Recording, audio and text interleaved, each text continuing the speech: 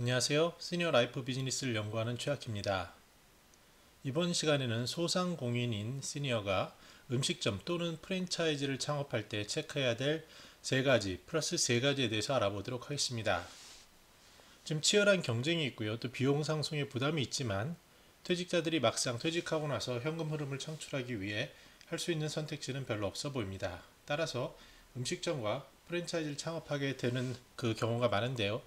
그때 체크해야 될 사항에 대해서 알아보도록 하겠습니다. 먼저 경영 마케팅 관점에서의 3가지 체크리스트, 그리고 음식점 성공 관점에서의 3가지 체크리스트, 마지막으로 시니어 창업자에게 주는 시사점의 순서로 살펴보도록 하겠습니다. 네, 경영 마케팅 관점에서 첫 번째 생각할 것은요, 순수익 관점에서 지속 가능한 사업인가에 대한 퀘션입니다. 먼저 순수익이라는 개념을 알아야 되는데요. 창업자들이 많이 실수하는 경우가 우리 매출이 얼마 된다, 얼마 벌었다를 생각하시는데, 중요한 순수익은요, 그 번 것에서 모든 그 비용을 빼야 됩니다. 세금까지 빼서 남은 그 넷이라 그러죠. 넷 남은 얼마 잡혔느냐, 그걸 순수익이라고 하고요. 실질적으로 또 미래에 발생할 것보다는 오늘 당장 벌어서 얼마 남았느냐 정확히 다 나가고 그날 베이스로 하는 게 맞습니다. 그래서 이 창업자들이 순수익의 개념을 머릿속에 깊이 박아둬야 되고요. 두 번째는요. 그럼 초기 투자할 땐 비용이 따르게 되죠. 그럼 그 비용이 과한가 아니면 적당한가를 보셔야 돼요. 그래서 이 초기 투자 비용은 손실이라고 인식을 하고요. 그랬을 때 내가 버틸 수 있는가? 그리고 이 손실 초기 투자 비용을 그 BEP라고 그러죠. 손익분기점을 언제 될 수 있는가? 근데 기본적인 생각은 이렇습니다. 초기 투자 비용은 그래 없어도 돼. 그러나 내가 버틸 수 있어. 그 다음에 매달 버는 것으로 그 다음에 그날 당일 계산으로 얼마 남아서 살아갈 수 있는가. 그거를 엄밀한 의미에서의 그 손익분기점으로 보셔야 합니다. 그래서 무엇보다 중요한 것은요. 착각하지 마셔야 되는 게 얼마 들어올 거야. 어음이 얼마에 어떻게 되고 있어가 중요한 게 아니라 오늘 당장 그 들어온 돈과 통장에 찍힌 돈을 가지고 판단하셔야 하는 게 가장 중요한 순수익 관점에서 지속 가능한 사업인가에 대한 냉철한 질문입니다. 두 번째는요. 그 똑같은 순수익 개념에서 보셔야 되는데 여러 가지 그 음식 상품이나 제품이 있지 않겠습니까? 그 중에서 중요한 것은 판매 상품 중에서 순수익 관점에서 또 보셔야 돼요. 이건 많이 나가 손님들이 많이 찾아. 그래서 중요한 게 아니라 굉장히 그 저가면서 힘은 들고 그 이익에는 도움이 안 되는 것들이 의외로 많이 있어요. 그리고 의외로 이런 판단할 수 있어요. 가끔 나가서 물건이 잘 안 팔리는 것 같은데 실제로 알고 보면 그게 제일 남는 장사였어요. 근데 많은 아주 뛰어나고 성공한 사업가인 경우에도 조차라도 그런 개념을 이해하지 못하고 판단 실수를 하기가 쉽습니다. 그래서 여러분들은요, 순수익 관점에서 어느 상품과 제품이 좋은지를 우선순위를 보셔야 되고요.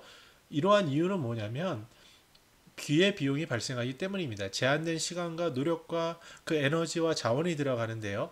이왕이면은 더 순수익 관점에서 기여가 될 수 있는 제품으로 가셔야 돼요.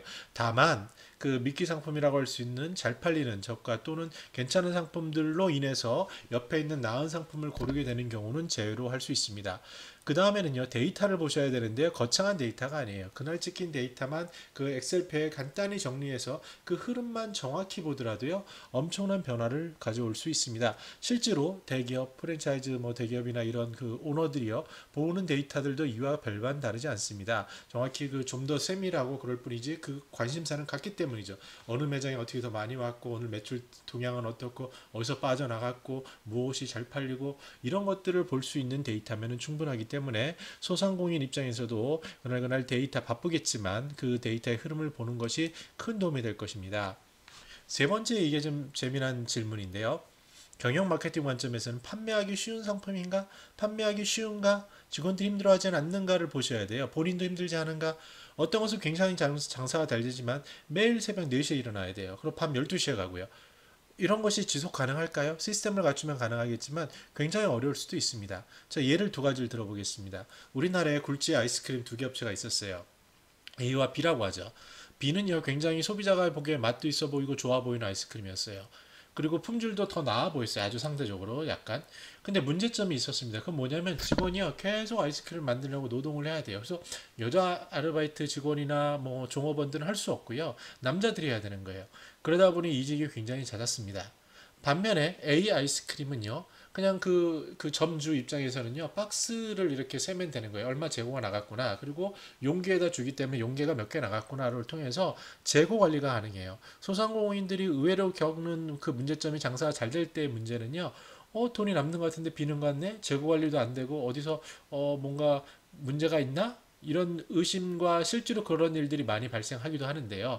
여러분들이 이게 지속 가능하기 위해서는 판매하기 쉬운 거를 생각해 보셔야 되고, 따라서 그 A처럼 약한 강도와 그 지속 가능하게 판단할 수 있는 제품 A, B가 있다면 A를 선택하시는 게 낫습니다.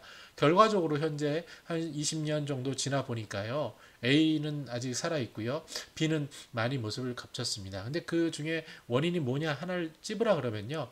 일하기가 쉽지 않았어요. 판매하기가 쉽지 않아서 지속 가능하기가 좀 어려운 부분이 없지 않아 있었습니다. 그래서 이런 부분까지 경영 마케팅 관점에서는 챙겨 보셔야 합니다. 자, 그러면 기본적으로 음식점 성공의 포인트는 뭔가요? 제일 중요한 건 맛과 품질이죠. 그 맛과 품질과 그 차별적인 아이템. 여기서 차별적인 아이템은요, 그 고객이 봤을 때 고객의 선택지 안에서의 차별적인 겁니다. 뭐 선택할 수 없는 경우에 선택지가 아니라요. 그럼 이 맛과 차별적 아이템, 이걸 빼고 나서 뭐가 중요하느냐? 로케이션, 로케이션, 로케이션. 위치입니다. 위치, 위치. 제가 아는 많은 그 유통 마케팅 전문가나 현직에 있는 사람들 얘기를 들어보면요. 마케팅 고수들이 하는 말은 유통의 핵심은 위치, 위치, 위치, 목이라 그러죠. 그거가 답니다, 실은. 그래서 여러분들이 보셔야 할 것은 온라인이 됐든 오프라인이 됐든 고객의 동선을 보셔야 합니다. 그 대형 프랜차이즈 같은 데 보면요. 부동산 팀이 따로 있어요. 그래서 이 팀에서는요. 그 부동산 입지 선정을 하는데요. 뭐 약간 불문율 아니면은 많이 이렇게 팁으로 되는 그 쉽게 패스하는 원칙이 있습니다. 예를 들어서 이런 거예요. 거기에 뭐 A라는 유명한 프랜차이즈가 있어? 네. 그럼 그 옆에. 또 B라는 게 있어? 네. 그 옆에. C 그 옆에. 그래서 여러분들이 현실에서 보시면 그 유명 프랜차이즈 가게들이 모여 있는 걸 보실 거예요. 이런 것들도 실은 목인데요. 그 판단 근거는 뭐겠습니까? 그 부동산 팀이 가서 하는 거는요. 여러 가지도 보지만 중요한 것은 현장에 갑니다. 현장에 가서 최소한 며칠을 보고요. 유동객 수가 몇 명인지를 봐요. 다시 얘기해서 유동객 수. 그 앞에 지나가는 사람들이 몇 명이고 실제로 그 사람을 대상으로 봐야 되죠. 제가 최근에 이제 경험하고 있는 건데요. 지금 불황이라 그러지 않습니까? 근데 잘 되는 곳이 있어요. 왜 그런가 봤더니요. 거기는 시간만 되면 사람들이 몰려들어요. 그 사람들 중에서 한 명만 잡아도 그게 엄청난 수입이 되는 거예요.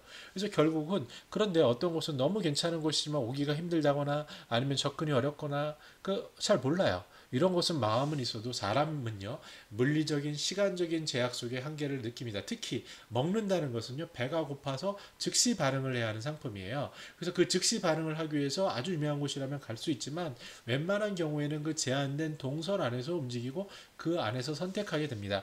그렇기 때문에 그 위치에 대해서는요 절대 포기하시면 안 되는 중요한 사안입니다. 이것은 시니어들이 부동산 투자할 때도 마찬가지예요. 중요한 위치가 있다면 비용이 좀 높더라도 잡는 게 맞고요.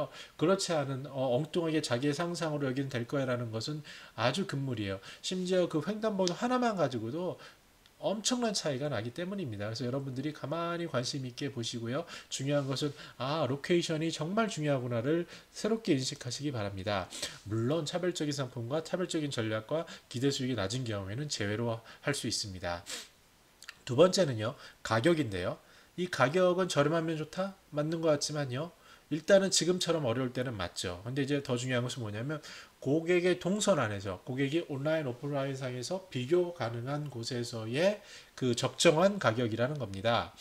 왜 그러냐면요. 일단 가게들의 가처분 소득이 좀 어려워질 수도 있어요. 가처분 소득이라고 그 수입에서 쓸 수 있는 돈 그런 부분을 보면요. 특히 이제 고령화가 되면서 시니어들은 아끼게 되는 것도 있고 줄이게 되는 게 있거든요.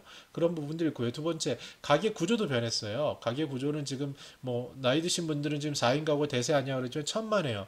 1인 가구가 25%를 넘었고요. 대부분 4인 가구가 희한한 구조일 수 있어요. 그럼 어디서 보시면 됩니까? 뭐 새로 집 분양하는 데 가보시면요. 왜 이렇게 방이 조금이지? 옛날에 뭐 4개, 5개 이래야 되는데 이런 것들이 트렌드를 반영하는 겁니다. 특히 음식점, 프랜차이즈 이런 걸 하실 분들은 트렌드를 보셔야 되는데요. 고객들의 대부분은요. 혼자 살거나 둘이 살거나 이런 거지 전과 같은 구조가 별로 없습니다. 그래서 이런 것들까지 고려하셔야 되고요. 그럼 그들의 주머니 사정을 생각하시고요.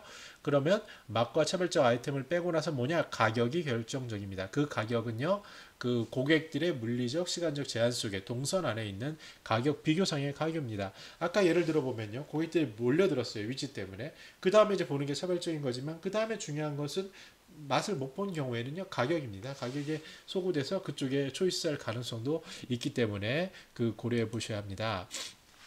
자, 그 다음엔요. 세 번째는요. 제가 이런 경험을 해봤어요. 전국에 한 5천 개 매장을 있는 데를 다 데이터를 보고요. 어디가 잘하지 하고 현장 방문을 해봤어요. 그리고 나서 한 현장 한 20개, 30개 정도를 다니고 나서 아하 이거구나라고 알게 된 게 있습니다.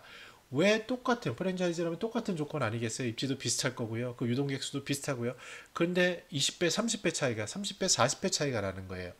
그 이유가 뭔가 하고 봤더니요. 바로 거기에는 점주와 매니저의 열정과 태도가 달랐습니다.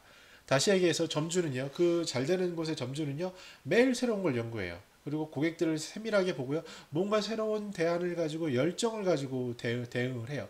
그러다 보니 뭐 매장이 청결하고 이런 건 말할 것도 없죠. 그리고 그런 점주는요. 파트너를 잘 구해요. 그래서 매니저에게요. 뭐 돈을 더 많이 주고 이런 것도 아니에요. 아주 그 사람이 필요한 인센티브를 줘요. 제가 본 사례에서는요. 그 친구가 이제 자기는 공부를 하고 싶었던 거예요. 그래서 내가 잘 되면 이 대학을 갈 수 있는 그 장학금을 줄게. 실제로 그렇게 도와주고요. 그리고 비전을 줍니다. 그래서 이 가게가 잘 돼서 이렇게 되면 너와 같이 하자.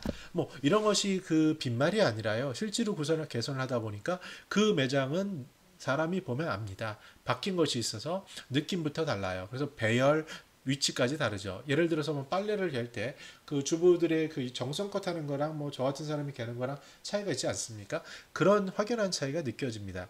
다시 말씀드려서 세 번째는 점주와 매니저의 열정과 태도가 그 승패를 좌우하고요. 그 배는 우리가 상상하는 것 이상의 차이로 나타납니다.